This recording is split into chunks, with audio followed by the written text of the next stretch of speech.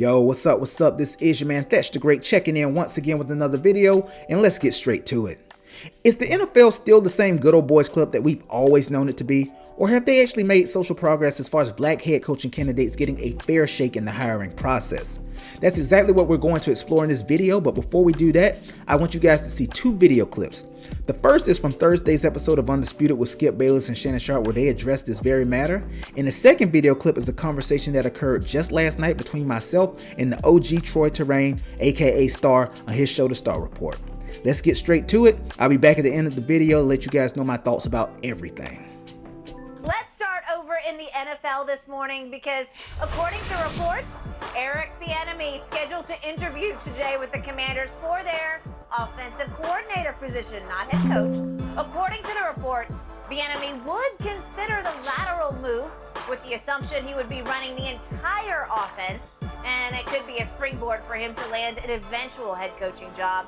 Shannon, what do you think? Should Bieniemy take this OC spot if he gets offered? No. Why? And do what? Skip, you don't even know who the quarterback's going to be. It was Carson Wentz for like 3 weeks. Then it was Taylor Heineke for a couple of weeks. And the end of the season being Sam Howell. Also, what's going on with Washington? First of all, there's turmoil. It's been brought for the last decade. Now, there's a great, there's an 80, 90% chance, Skip, they're going to be sold. The Commanders are going to be sold. New ownership comes in. What normally happens with new ownership, Skip? Unless you winning up out the yin-yang, they clean house. They let the hair go with the hide. Right. So normally, general manager, head coach, coordinator, whoever that is up out of there. So why would you take a Skip, if you can't get a job and you're the OC, even if it's a name only, with Patrick Mahomes, how the hell you think you're going to get a job? You can't get a job and you got Patrick Mahomes as your quarterback. You think you about to get a job with Sam Howell? With Carson Wentz? Exactly. With Taylor Heineke? Well, obviously, they will hit the free agent market hard. They will try to come away with the biggest name. I don't know who it is. It's Jimmy G. It's Ryan Tannehill. It's name somebody. How about this? It's Derek Carr. I want to know why come hot black candidates can't get coaching jobs when they're hot. Okay, let's go back to 2016, Skip. Yep. The Patriots won the Super Bowl. Yep. Josh McDaniels get offered the job at the 18th hour. He said, no, I'm good. I'm staying. Sends the facts. I'm staying in New England. Yep. In 2017, Frank Wright, OC, gets it. He don't call him plays. Who was calling the plays, Skip? If I'm not mistaken, Doug WB Peterson was calling plays, right? Yeah. But Frank Wright gets the coach job. 2018, Rams lose the Super Bowl. He's not calling plays. Zach Taylor gets the job at Cincinnati. In 2019, Chiefs win the Super Bowl. Eric Bieniemy doesn't get anything. Yeah. 2020, Byron Leftwich wins the Super Bowl. Doesn't get anything. He turns that down let's put that out there, Skip. He did turn a job down. 2021, Rams win the Super Bowl. Kevin O'Connell does not call plays. Gets the head job at Minnesota. Sure did. In 2022, Eric Bieniemy does not get hired. Shane Steichen does get hired. He did. You Explain see the that. recurring theme right there, Skip Bayless?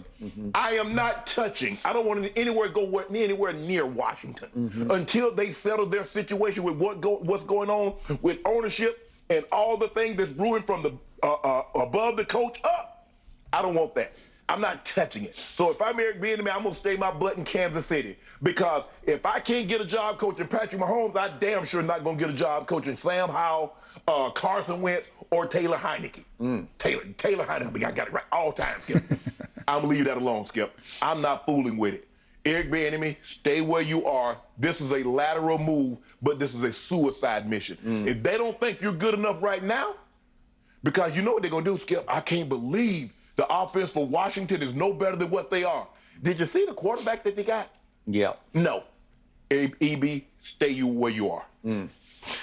Okay, so we have a couple of stories in our overnight packet here on Undisputed, one from Time Magazine, the other from Nancy Armour of USA Today, about this theme of why can't hot black assistants get head coaching jobs? Now, this is where it gets extremely interesting, guys. Pay close attention to what Skip Bayless is about to say about what the owners think when it comes to their relations with potential black head coach candidates.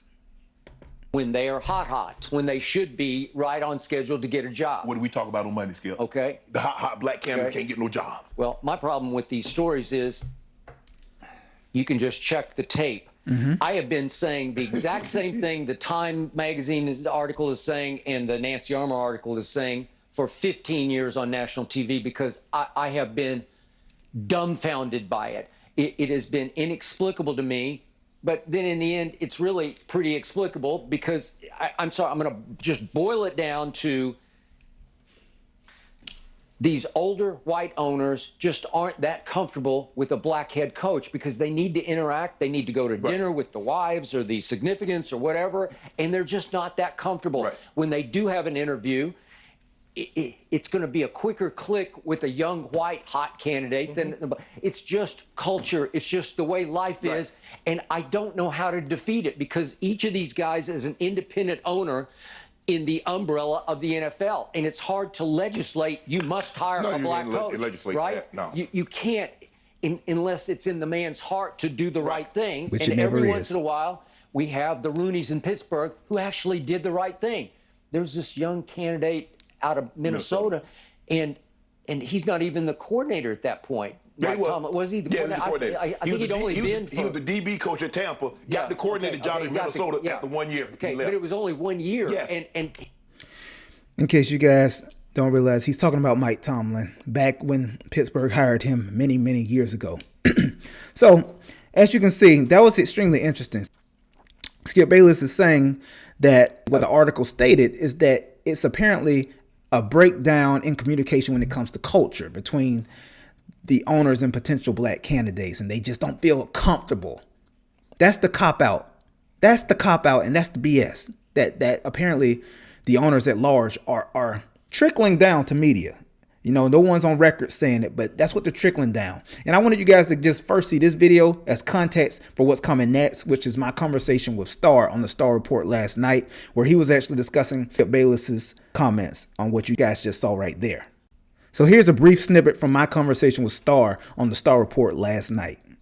Just want to briefly tap in on the head coaches, if you don't mind. Yeah. I'm just following behind Skip Bayless, and you may or may not know I have not kept up with football, but I'm just tired of hearing about racism still in the NFL. It's a turnoff. It's just a turnoff. Absolutely. Go ahead. Absolutely. Go ahead. Absolutely. You hit the nail right on the head with that. And the thing is, it's just outright racism, but more so and specifically it's placism. They want a nigga to know his place. Okay. It's okay for him to get money, but if you want to ascend to the highest heights of the league and actually be a head coach and be a leader of men, then it becomes a situation where they want to question if the black men have the same cerebral capacity, if they actually have the intellect to read the X's and O's and actually lead a team of men. And it's pretty ridiculous. And I want to give you one prime example that we're actually looking at right now in real time. Go ahead. Are you familiar with Eric Bieniemy, the offensive coordinator for the Chiefs? Yeah, he's looking for a job right now, isn't he? Or am I mistaken? Yeah.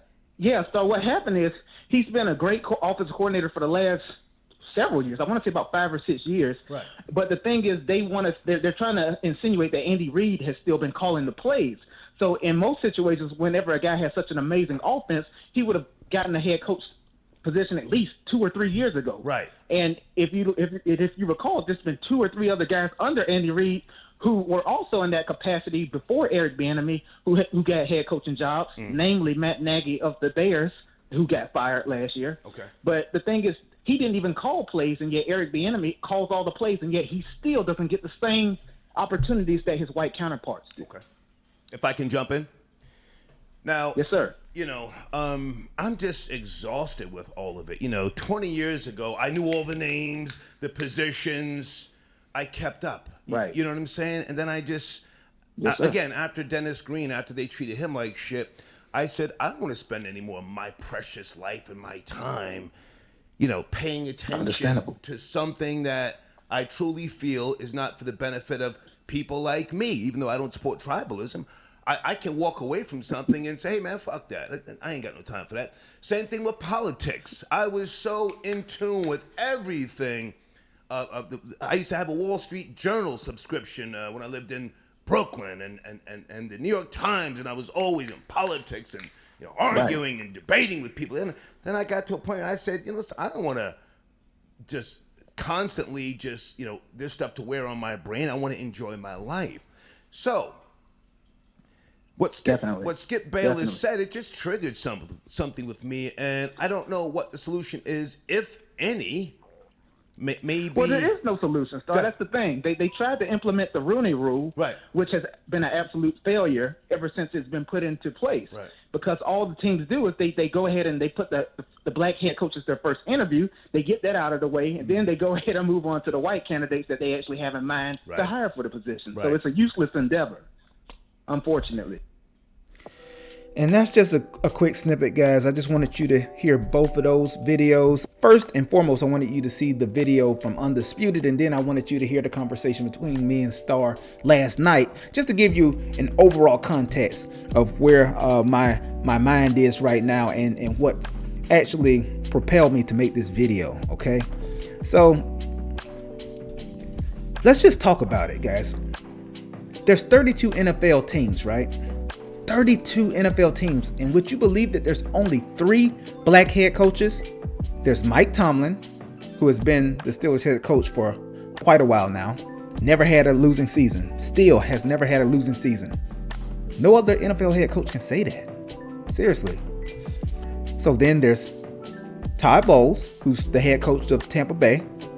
And then we have the newly appointed DeMeco Ryans, who was the stellar defensive coordinator for the 49ers, and he just got hired to be the head coach for the Texans.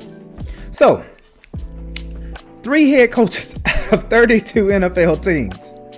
And out of all these teams, at most of the skill positions is usually black guys. And corner, safety, wide receiver, running back. And now we even have several quarterbacks that are black, and there's becoming more and more of those by the day, by the year.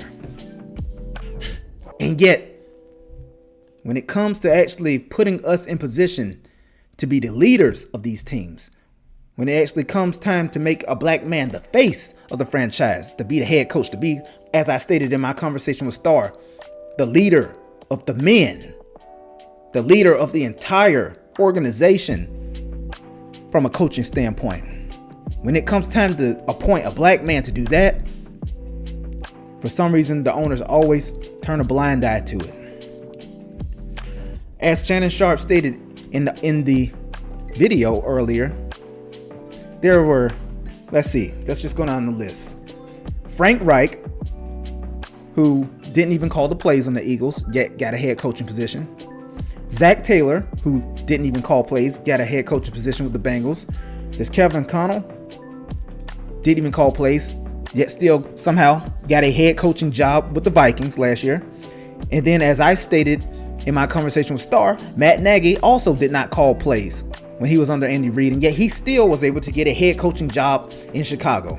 So you tell me, how is it that Eric Bieniemy could be a stellar offensive coordinator for several seasons with one of the most high-powered offenses in the league, and yet he still has not gotten a head coaching job in this league? If it's not overt racism, it is certainly covert racism. Because the thing is, as I stated, it's all about the Rooney Rule. Teams can always hold that and dangle that over the league's head. More importantly, they can dangle it over all black candidates' heads, saying, hey, we gave you guys a fair shake. We always interview a black candidate. You only do it because you're required and you're forced to do so. But just as I stated when I was talking to Star, most of the teams usually interview the black guy first, just so they can get that out of the way, because they already have in mind who they really want to hire for the head coaching position. It's BS, and it is a good old boys club, and it's just business as usual. And when Star asked me, how does it change? Will it change? No, it's not going to change. The only way to change that is to change the hearts of men. And as we all know, when it comes to these rich old white dudes who are the owners of all the NFL teams, other than Shad Khan, he's not white, but he's not black, you know. And to my knowledge, my Jaguars have also never had a black head coach to this point. You know, I'm a diehard Jaguar fan till I die. But we've also never had a black head coach in all the years that we've been in existence since 1995. That means Wayne Weaver, even when he was the owner, he didn't hire a black coach, and neither has Shad Khan. And we've gone through quite a few.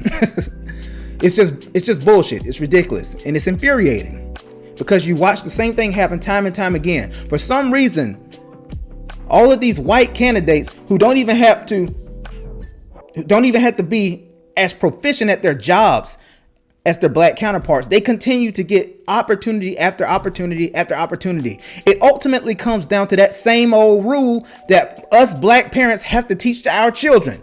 In order to get opportunities in this country as a black man or a black woman for that matter, you have to be 3 times as good as your white counterparts just to get half the opportunities.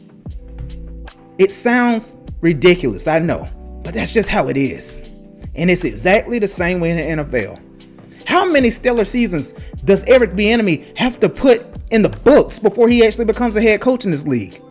First, they used to say, oh, well, he's not calling the plays. We don't really know how great of a play caller he is. Well, that damn sure didn't matter for Frank Reich, for Zach Taylor, for Kevin Connell, or Matt Nagy. And yet every single one of them got their opportunity to be head coaches.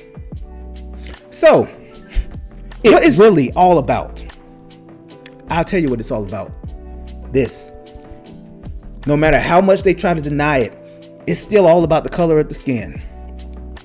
I'm not buying it has anything to do with the fact that, oh, well, it's just there's a disconnect in the culture between the owners and these black candidates. Well, if there's a disconnect in the culture, why don't they make a bigger effort to minimize that gap in culture? Why don't they actually put in the work, put in the effort, take the initiative to actually try to get to know the candidates on a personal level instead of using that same old cop-out saying, oh, we just can't connect with them the same way we can connect with our white candidates.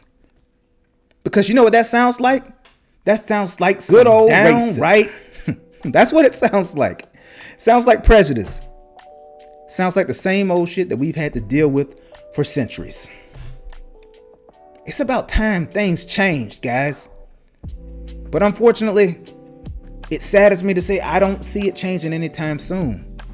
I don't see there being much of a difference with an increase as far as the amount of black head coaches in this league, because the bottom line is that the owners are still going to be white. They're still going to want to put candidates in the head coaching positions and the GM positions that look like them because that's who they're comfortable with.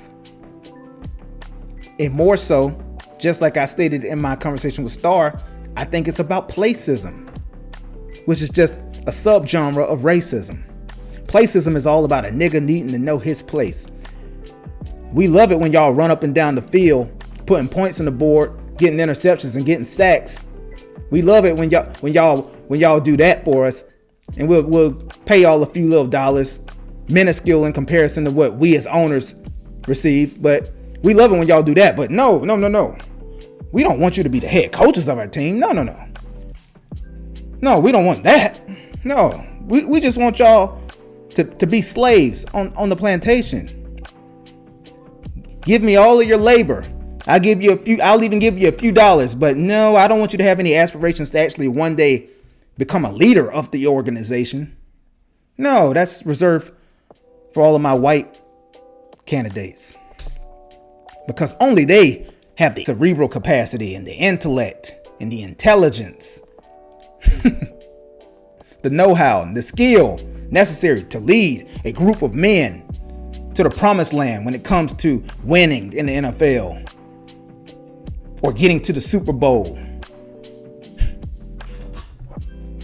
I know I'm being facetious to an extent, but there's nothing facetious about the bottom line or the totality of my argument, which is that until we're actually able to change that status quo as far as how owners think when they're thinking about the black candidates that are interviewing for these head coaching positions, until that changes, until their mentality changes in their ideology, in their overall philosophy, in their hiring process, until all of that changes, we aren't going to see any progress as far as there being more black head coaches in this league. It saddens me to say it, but it's just the truth. It's just the damn truth. 3 black head coaches. And doesn't it seem like when they hire black head coaches, for the most part, the leash is always super short? You know, I want to reference Steve Wilks. Outstanding coach. took over the Panthers just this last season. Took over the Panthers once Rule got fired midway through. Yeah, that's right. The same Matt Rule that came from Baylor to a huge contract. And he's still getting all this guaranteed money, even though they fired him.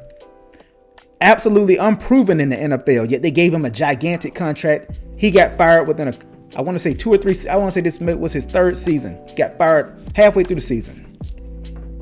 Steve Wilks took over, earned the trust and respect of the locker room. Those dudes played their hearts out for him. Everybody expected him to get the head coaching nod. Yet, as the Panthers always do, Panthers are going to be Panthers. They went and hired some guy who did not deserve the head coaching job over Steve Wilks. Steve Wilks had one opportunity to be a head coach. He was the head coach of the Cardinals before they hired Cliff Kingsbury, who was an absolute joke of a head coach, who also did not deserve his nod to become a head coach in the NFL after failing up from Texas Tech, getting fired from there. He was supposed to be an offensive coordinator at USC. Before he could even start his job as the coordinator at USC, he got hired to be an NFL head coach. Explain that. How do you fail up? Only white men have that luxury. Only white men have the luxury of failing up, simply because the NFL is a good old boy system. But back to Steve Wilks. The brother got 1 season as a head coach of the Cardinals years back. Had a really tough year because the team was completely gutted of talent. They fired him after 1 season, and he has not had an opportunity to show what he could really do as a head coach yet. The shortest of leashes are always given to black head coaches when they are even fortunate enough to get the opportunity of being head coaches. Something has to change, guys. This is the same bullshit that every black head coach has had to go through, and that every black head coach candidate has to go through when it comes to the hiring process. It's the same thing year in and year out. And the only way that it will ever change is if by some miracle, the hearts of men change as far as the owners. If the owners actually change their mentality, change their level of understanding and their philosophy in hiring black candidates to actually be head coaches of their teams, then maybe we can make some progress. But let's keep it 100. That's never going to happen. And that's just the fact. Those are just my thoughts on this. Let me know what you guys think. Hit me up in the comments. Let me know if you agree or you disagree. Regardless, like the video, subscribe to the channel.